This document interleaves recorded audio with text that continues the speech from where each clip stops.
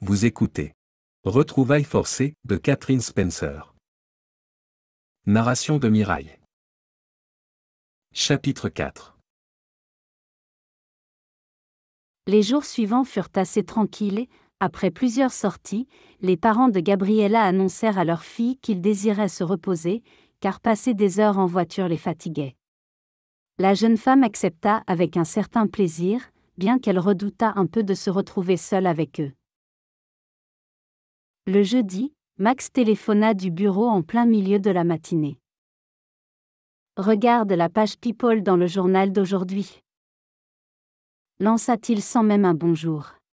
« Ton arrivée n'est pas passée inaperçue. Il ne faudra pas longtemps pour que tous les médias s'emparent de la chose. Mon assistante a déjà reçu plusieurs coups de fil de journalistes en mal d'information. Je suis habituée aux interviews dans mon métier, répondit posément Gabriella. Je n'en doute pas. Mais que diras-tu si quelqu'un te met un micro sous le nez et te demande s'il est vrai que ton mariage est en perdition? Vu la façon dont tu t'en es tiré hier quand ta mère t'a posé la même question, je ne suis pas sûre que tu arrives à convaincre la presse. Je dirai ce que je dis toujours, que ma vie privée doit le rester. Tu rêves, ma chérie. Tu arrives ici après des mois d'absence et je ne suis pas à l'aéroport pour t'accueillir. J'ai fait une tête de 100 pieds de long sur les photos, comme si on venait de te condamner à la prison à vie. Et après cette arrivée triomphante, tu visites les environs de la ville avec tes parents, et toujours pas la moindre trace du mari. Réfléchis un peu. La situation prête à confusion, non? Gabriella comprit au son de sa voix qu'il avait déjà un plan en tête. Et que comptes-tu faire pour l'éclaircir? D'abord vous emmener déjeuner. Tes parents et toi à mon club. Le type qui a écrit l'article ce matin y est toujours fourré, en quête de ragots. Autant lui donner ce qu'il cherche. Cela lui évitera de tirer des conclusions hâtives. Je vous enverrai une voiture à 11h30. Et avant qu'elle ait pu opposer la moindre objection, il raccrocha. Contrairement à ce qu'elle pensait, une limousine, et non un simple taxi, passa les prendre à l'heure dite, conduite par un chauffeur en uniforme. Zoltan Siklosi fronça les sourcils mais ne dit pas un mot, tandis que sa femme appréciait cette attention à sa juste valeur, en parfaite aristocrate qu'elle n'avait jamais cessé d'être, même si ce qu'elle appelait pudiquement les événements avaient privé sa famille de ses biens ancestraux. C'est un geste très élégant, comme chez nous autrefois. Max les attendait sur le trottoir lorsque la voiture se rangea sous l'auvent du club, et avant que le chauffeur ait le temps de quitter son volant, il ouvrit la portière et aida Gabriella à descendre. Craignant qu'il ne lui serve encore une de ces marques d'affection intempestive, elle s'empressa de lui donner un rapide baiser sur la joue avant de s'écarter. « J'espère que nous ne t'avons pas fait attendre trop longtemps. »« Mais pas du tout, mon amour. » répondit-il avec un grand sourire. « Je ne suis ici que depuis 2 minutes. » Il avait réservé une table avec une vue magnifique sur le port et commandé une bouteille de pinot gris délicieux. Mais ni le vin ni les mets exquis ne parvinrent à calmer le trouble de Gabriella lorsqu'elle sentit le genou de Max pressé contre le sien. Sans compter qu'à la moindre occasion, il profitait de ce qu'ils se trouvaient assis l'un à côté de l'autre pour effleurer sa main ou la prendre par l'épaule sous prétexte de lui poser une question ou de commenter ce qu'elle venait de dire. Il faisait cela pour la galerie, elle le savait, et elle aurait dû lui être reconnaissante de se donner tant de mal pour convaincre ses parents qu'il filait le parfait amour. Mais le sentir si près la rendait folle. « Ne me touche pas », aurait-elle voulu lui crier. Mais elle n'en fit rien, le soulagement visible qu'elle lisait sur les visages de ses parents suffisait à la payer de tous les efforts qu'elle faisait pour souffrir en silence. Ce déjeuner était malgré tout une réussite, dut-elle reconnaître en jetant un coup d'œil rapide aux journalistes qui avaient suivi la scène avec une attention teintée de surprise. Mais quand Max annonça, à la fin du repas, qu'il prenait son après-midi pour passer du temps avec eux, elle comprit que le cauchemar ne faisait que commencer. Ils visitèrent d'abord une galerie d'art, puis, en ressortant, Maria s'arrêta un instant pour admirer la vitrine d'un joaillier. « Que c'est beau !» soupira-t-elle. « Au fait, pourquoi ne portes-tu pas ton alliance, Gabriella ?» La jeune femme faillit s'étrangler. Elle ne pouvait pas lui dire qu'elle n'avait aucune idée de l'endroit où se trouvait cette fichue bague. Elle savait juste qu'elle l'avait laissée chez Max en partant, comme le reste de ses bijoux. Et son cœur. Quand votre fille voyage, nous préférons la garder dans un coffre à la maison. Intervint Max à son grand soulagement. C'est moins risqué. Mais elle n'est pas en voyage en ce moment. Bougonna Zoltan. De toute façon, c'est une drôle d'idée. D'après moi, une femme devrait toujours porter son alliance, et particulièrement quand elle est loin de son mari, ne serait-ce que pour se rappeler ce qui compte le plus dans son existence. Max sourit à cette remarque. Puisque ces bijoux vous intéressent, Maria, je vais vous présenter la personne qui les crée, proposa-t-il en appuyant sur une sonnette discrète. C'est un vieil ami et je suis sûr qu'il sera enchanté de vous montrer quelques échantillons de son travail. Gio Salvatore semblait aussi raffiné que sa boutique. Sanglé dans un costume bleu marine, vraisemblablement taillé sur mesure, il accueillit Max avec une joie manifeste. « Je suis très honoré !» s'exclama-t-il en faisant les honneurs de son magasin à Gabriella et à ses parents après que Max eut fait les présentations. « Vous êtes ici chez vous. Si un bijou vous intéresse, je me ferai un plaisir de vous le montrer de plus près. » Maria, faites-vous plaisir. Insista Max avec un grand sourire. Vous n'y pensez pas, répondit-elle timidement. Je veux simplement regarder. La gorge de Gabriella se serra. Elle savait bien que tous ces joyaux magnifiques rappelaient à sa mère la splendeur perdue de sa famille. Maintenant qu'elle avait de l'argent, elle avait bien essayé plusieurs fois d'aider ses parents, mais ils refusaient systématiquement. Elle avait même dû user de tous ses talents de persuasion pour les convaincre d'accepter les billets pour Vancouver. « Maman, murmura-t-elle, je serais vraiment très heureuse que tu choisisses quelque chose et que tu me laisses te l'offrir en souvenir de cette visite. Ce ne sont que des bijoux, ma chérie. De vous savoir amoureux, Max et toi comptent bien plus pour moi que n'importe laquelle de ces pierres. » Gabriella sentit les larmes lui monter aux yeux. Pourquoi était-elle obligée de mentir aussi lamentablement à ses parents? Cette situation commençait à devenir insoutenable. Comme par enchantement, Max apparut à ses côtés. « Ma chérie !» susurra-t-il en prenant Gabriella par l'épaule pour l'éloigner de sa mère qui commençait à regarder sa fille d'un air intrigué. « Je veux te montrer quelque chose. On croirait que cela a été fait pour toi. » Il la guida doucement vers l'autre côté de la boutique et pointa du doigt un pendentif d'aiguilles marines monté sur une chaîne incrustée de diamants minuscules, d'un goût exquis. Il voulait bien faire, sans doute, mais jouait vraiment trop bien la comédie et se montrait si attentionné que les larmes qu'elle avait pu retenir devant sa mère roulèrent sur sa joue. « Si tu continues comme cela, souffla-t-il, ils vont finir par se douter de quelque chose. Ma mère nous croit amoureux, Max. Tu te rends compte? Comment puis-je continuer à lui mentir?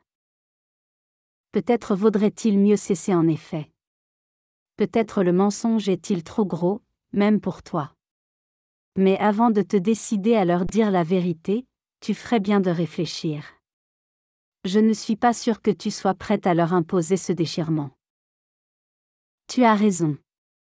Je ne sais pas si j'ai bien fait, mais cela n'a plus d'importance à présent. Il est trop tard pour nous raviser, Jean ait peur. En tout cas, je ne pensais pas que ce serait si douloureux d'être près de toi.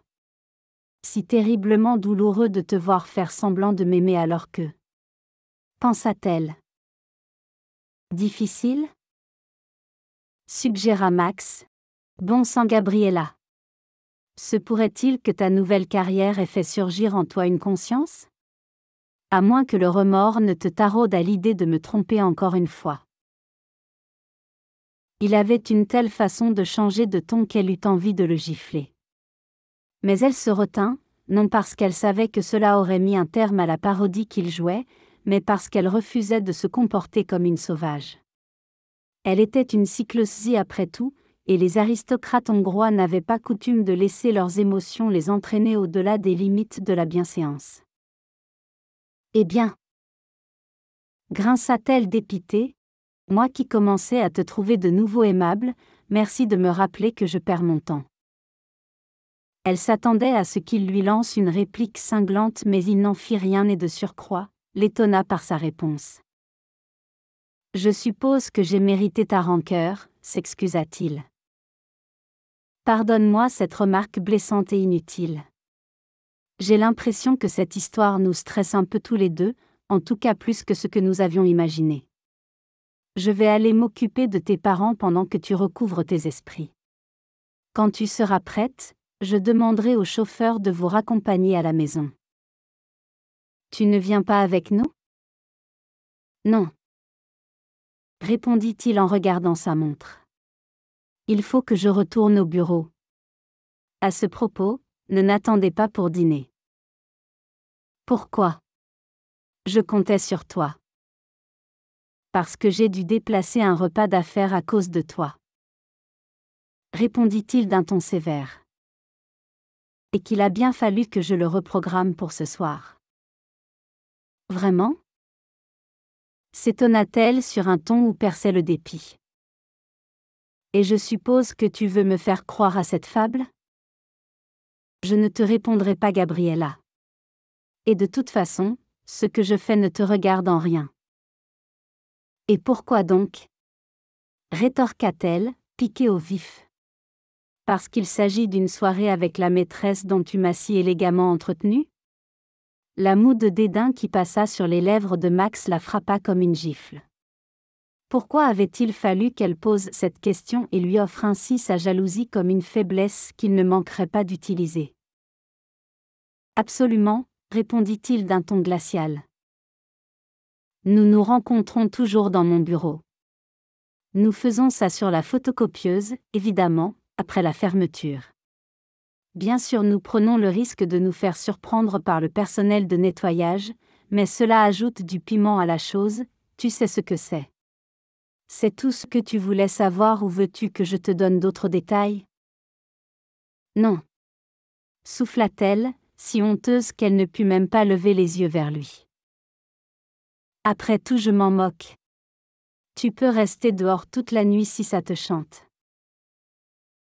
Elle préférait cela plutôt que de devoir encore dormir à ses côtés. Finalement, plus il lui donnerait de raisons de le mépriser et plus ce serait facile pour elle de le quitter au bout de 15 jours. Je doute que cela dure si longtemps, répliqua-t-il sans parvenir à effacer complètement le sourire qui flottait sur ses lèvres. Mais il se pourrait effectivement que je rentre très tard. Ne m'attends pas pour aller te coucher. Comme si j'y songeais une seule seconde. Mais va. Je t'en prie. Ne te mets surtout pas en retard. Merci pour ce déjeuner. C'était charmant. J'espère que le dîner sera à ta convenance. Moi aussi. Je te remercie. Gabriella tourna les talons, peu désireuse de devoir, une fois encore, faire semblant d'embrasser son mari, et reporta son attention sur une broche de saphir qui scintillait dans la vitrine. Max salua Zoltan et Maria et sortit d'un pas décidé. Dans son costume gris, il semblait taillé pour le monde impitoyable des affaires, et certainement pas pour le bonheur domestique, pensa tristement Gabriella en le suivant du coin de l'œil jusqu'à ce qu'il ait disparu. D'ailleurs, très honnêtement, il n'avait jamais prétendu le contraire. En apprenant qu'elle n'était pas enceinte, il n'avait pas un seul instant fait semblant d'éprouver des regrets. Sa proposition de mariage devait tout à son sens de l'honneur, et à rien d'autre, car il croyait que l'on devait payer pour ses erreurs et porter sa croix sans se plaindre. La preuve en était qu'ils n'avaient encore rien fait pour mettre un terme à leur mariage. Ce sera sûrement à elle de s'y résoudre un jour ou l'autre. De toute façon, elle ne pouvait pas continuer ainsi. L'incertitude qui lui foyait le ventre ne pouvait que mettre à mal sa dignité. Et une cyclosie ne pouvait le tolérer. Gabriella emmena ses parents dîner dans un petit restaurant français, sachant fort bien qu'elle aurait passé la soirée à guetter le bruit de la clé de Max dans la serrure. Ils rentrèrent à pied un peu après 2 heures, et elle fut surprise de trouver Max assis sur le canapé du salon, en jean et chemise sport. Pourquoi s'était-il changé? Parce qu'il avait du rouge à lèvres sur son col? Et ses cheveux décoiffés? Qui y avait passé la main? Lui ou son invité? Je commençais à m'inquiéter. Est-ce que le chauffeur s'est perdu en route? S'enquit-il en se levant pour offrir sa place à Maria Cyclosi. Il parlait d'un ton dégagé, mais Gabriella aurait juré y déceler un peu d'inquiétude. Nous sommes allés dîner, répondit-elle le plus naturellement possible. Je n'avais pas envie de faire la cuisine. La prochaine fois, ma chérie, laisse-moi un petit mot. Si j'avais su où vous étiez, je vous aurais rejoint. Tu as dit que tu avais un repas d'affaires et ne rentrerais que très tard, lui rappela-t-elle d'un ton aigre doux. J'ai changé d'avis, répondit-il en s'approchant d'elle pour lui caresser le menton. Où êtes-vous allé? Chez Pierre. Ce n'est pas à côté. Avez-vous pris un taxi? Non, nous avons marché. Bon sang, Max. Si je t'interrogeais de la sorte, tu m'enverrais sur les roses en me disant de m'occuper de mes affaires. Le regard sévère qu'il lui lança lui rappela brusquement la présence de ses parents. Un mari se doit de s'inquiéter quand sa femme disparaît, surtout quand elle est aussi célèbre que toi, ma chérie. Les rues ne sont plus aussi sûres qu'autrefois, tu sais. S'inquiéter? Lui? Pour elle? À d'autres? Il se montrait suspicieux plutôt, ce qui n'était pas forcément pour déplaire à Gabriella. Comme tu vois, je n'ai pas disparu. Et je n'étais pas seule. Tu semblais oublier que j'ai l'habitude de me débrouiller sans toi. Max comprit vite qu'elle ne rendrait pas les armes aussi facilement, aussi l'embrassa-t-il sur les lèvres en s'excusant. Je te demande pardon. Tu ne pouvais pas savoir que j'avais changé mes plans. En effet, et pourquoi cela d'ailleurs? La personne avec qui je devais dîner n'a pas pu venir. Quel dommage. Je suppose que tu as été très déçu? Pas vraiment, non. Plutôt soulagé. En fait, nous passons trop peu de soirées ensemble, toi et moi, et je me réjouissais de rentrer plus tôt que prévu, surtout que je voulais apporter des surprises. Là-dessus, il quitta la pièce pour revenir presque aussitôt avec une bouteille de cognac et 2 écrins. Voici pour vous, annonça-t-il en présentant le plus petit écrin à Maria. Gio a remarqué que cela vous plaisait. Si ce n'est pas le cas, nous pourrons toujours les échanger. Maria ouvrit la petite boîte et ne put retenir un cri en découvrant les boucles d'oreilles délicieuses qu'elle avait remarquées chez le joaillier, taillées dans du jade d'une pureté inouïe, et incrustées d'un petit diamant. Et ceci est pour ma femme, ajouta Max en tendant le 2e écrin à Gabriella. Parce que c'est la seule personne au monde qui puisse rendre justice à ce bijou. D'un geste machinal, la jeune femme ouvrit l'écrin et fixa le collier, parfaitement consciente que tous les yeux étaient braqués sur elle et qu'elle se devait de faire preuve d'une joie enthousiaste. Malgré la splendeur du bijou, son enthousiasme fut cependant timide. « Pourquoi ce cadeau ?»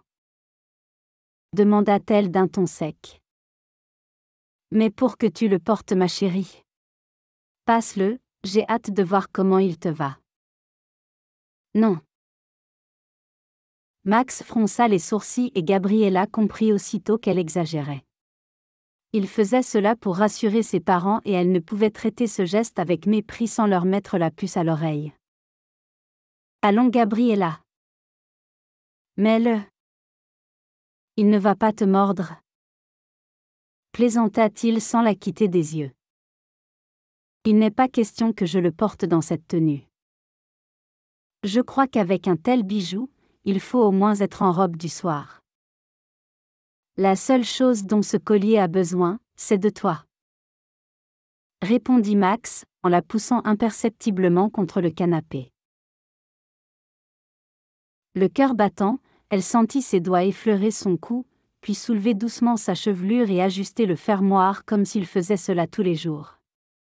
L'instant d'après, l'aigumarine scintillait sur sa gorge, magnifique. Qu'en dites-vous, Zoltan? Lança Max. Cela vous plaît-il? C'est très beau en effet, répondit le père de Gabriella les yeux humides. Je vous remercie du fond du cœur d'offrir à notre fille le genre de vie qu'elle aurait dû connaître depuis sa naissance, et dont les tragiques événements qui ont meurtri mon pays l'ont privée.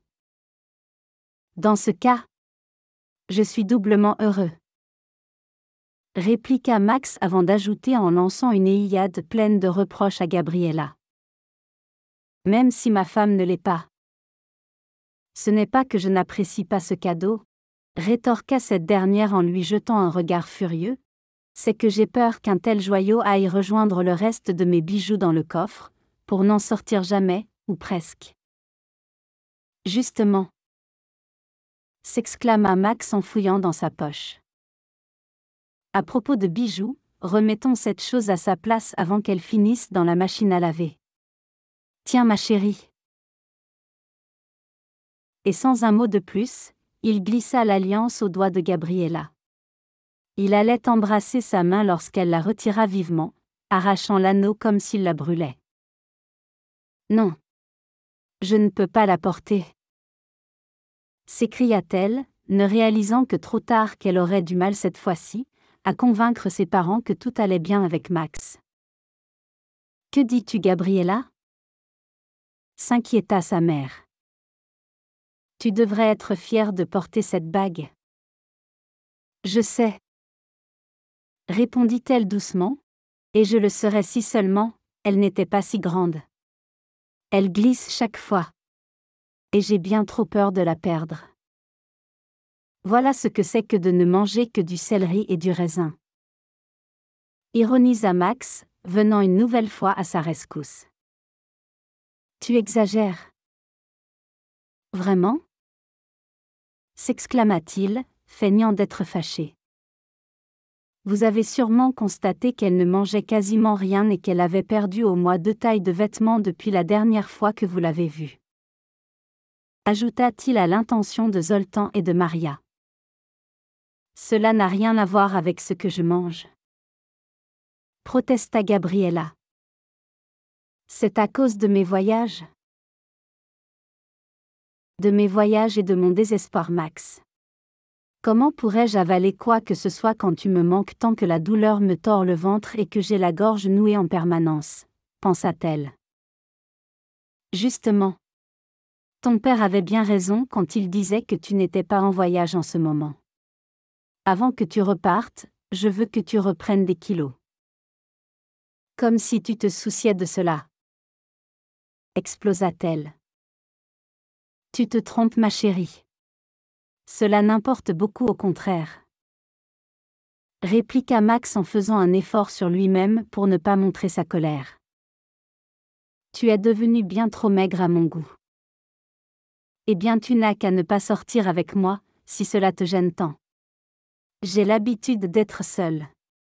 Ce qui ne semble pas être ton cas. Ces remarques amères auraient dû immanquablement briser les apparences qu'il tentait de maintenir depuis quelques jours, mais Max attira brusquement la jeune femme contre lui, l'arrêtant en plein milieu de sa phrase en lui donnant un baiser qui la fit vibrer des pieds à la tête.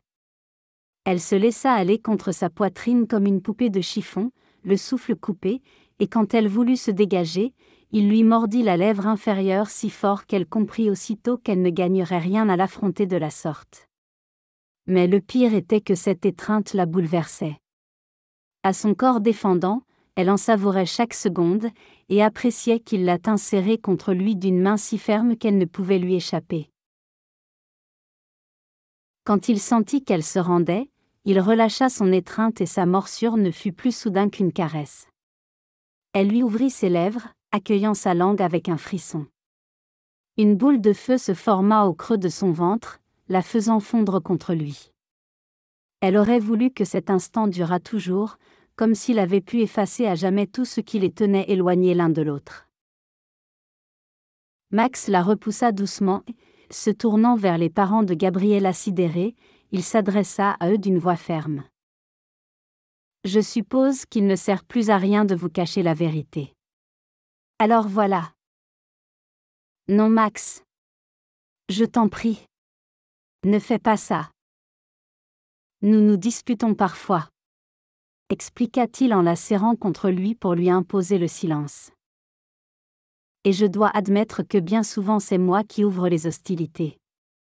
Mais en vérité, c'est parce que je m'inquiète de voir Gabriela se fatiguer autant avec ce métier de mannequin. J'aimerais qu'elle passe plus de temps ici, chez elle et me permette de prendre plus souvent soin d'elle, mais cela ne semble pas compatible avec son emploi du temps. C'est une perpétuelle source de conflit entre nous, autant vous l'avouer. Vous vous aimez. C'est magnifique. » balbutia Maria Siklosi. « Nous comprenons mes enfants, vous êtes tous les deux très passionnés. Et vos disputes sont à la mesure de votre amour, explosive. » Exact, Maria. Et nos retrouvailles le sont également. Acquiesça Max. La mère de Gabriela ne parlait pas parfaitement l'anglais, mais elle comprit l'allusion. Eh bien dans ce cas, qu'attendez-vous pour monter vous coucher ? Leur suggéra-t-elle avec un geste de la main sans équivoque. Sans lâcher Gabriela, Max prit la bouteille de cognac et la tendit à Zoltan. Je ne vous ai pas trouvé de boucle d'oreille, lança-t-il avec humour, espérant ainsi détendre un peu l'atmosphère, mais je me suis souvenu que vous aimiez ce nectar dont les Français ont le secret. Je suis sûr que vous serez ravi d'être tranquille ce soir pour en savourer un verre ou deux. Et maintenant mon amour, que dirais-tu d'aller suivre les conseils de ta mère ? ajouta-t-il en vrillant son regard dans celui de Gabriela. La jeune femme n'avait pas le choix. Aussi enlaça-t-elle Max à son tour et se laissa-t-elle guider vers les escaliers qui menaient à leur chambre. Merci de nous avoir écoutés. N'oubliez pas d'aimer et de partager la vidéo. À bientôt.